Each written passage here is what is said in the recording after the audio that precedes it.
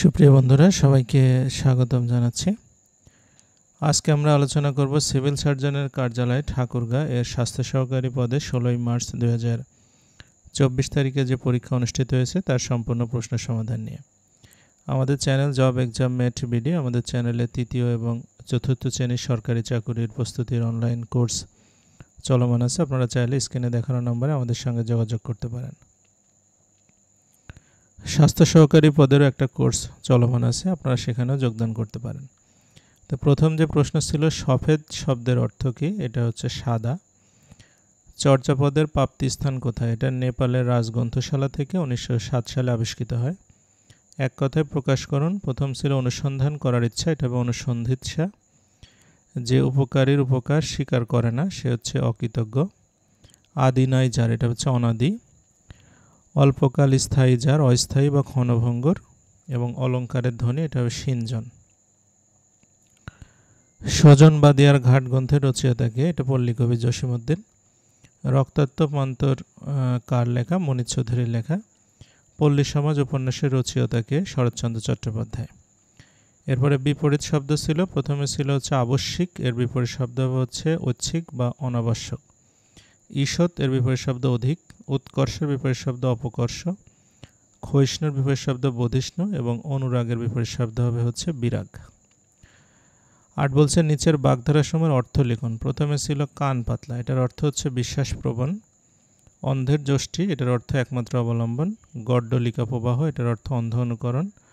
তামার বিষ, এটার অর্থ হচ্ছে অর্থের কুপ্রভাব।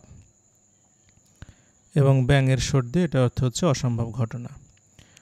9 বলছে সন্ধি বিচ্ছেদ করুন। রত্নাকর, এটা হচ্ছে রত্ন যোগ আকর, মানে রত্নের খনি।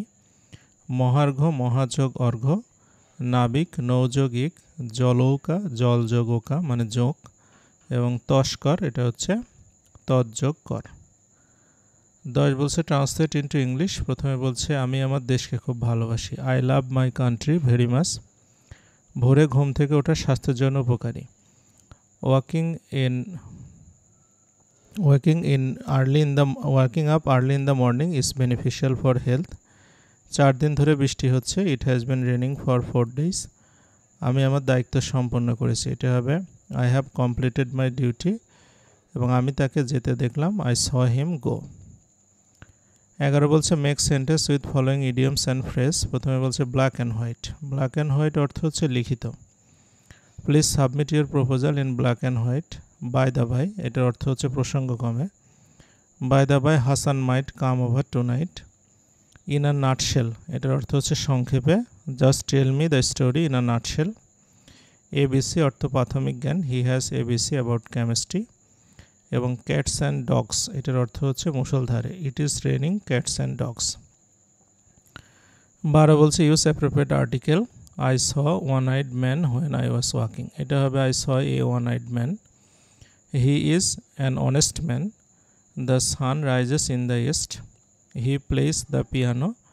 এবং we had good breakfast yesterday, এটা হবে we had a good breakfast yesterday. 13 বলছে fill in the blanks with appropriate preposition.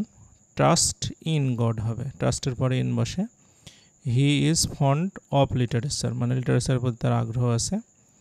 Mister Karim readily complied my request, অর্থাৎ কোনো কমপ্লাইয়ের পরে উইথ বসে কোনো রিকোয়েস্টের সাথে একমত পোষণ করলে। He was angry with me এবং I have no appetite for food, মানে আমার কোনো ক্ষুধা নেই।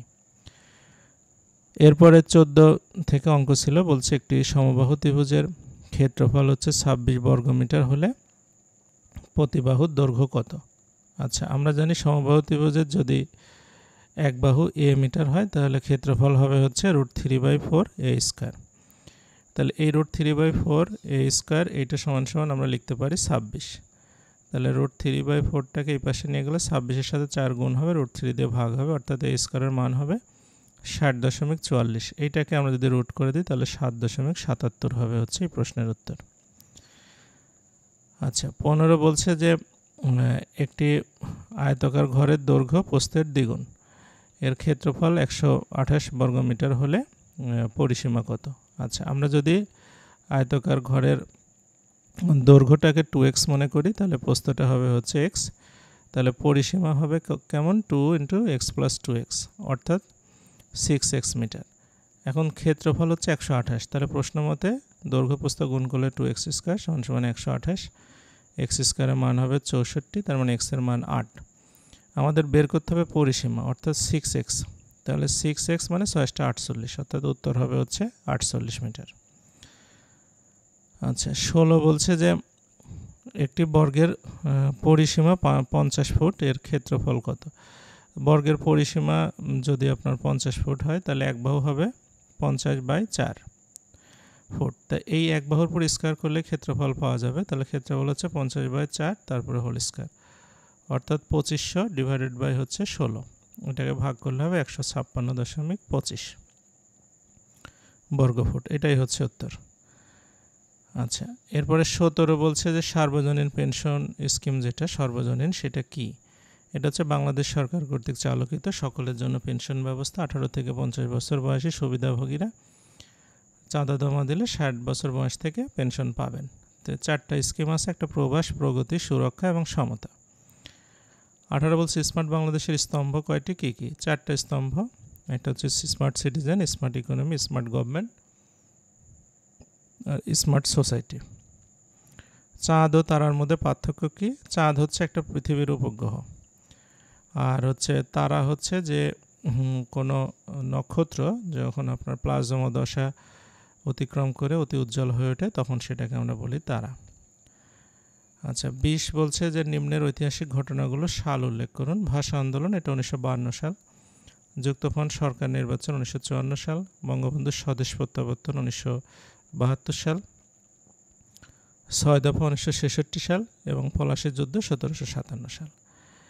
তো এই পর্যন্তই আজকের প্রশ্নের সমাধান ছিল।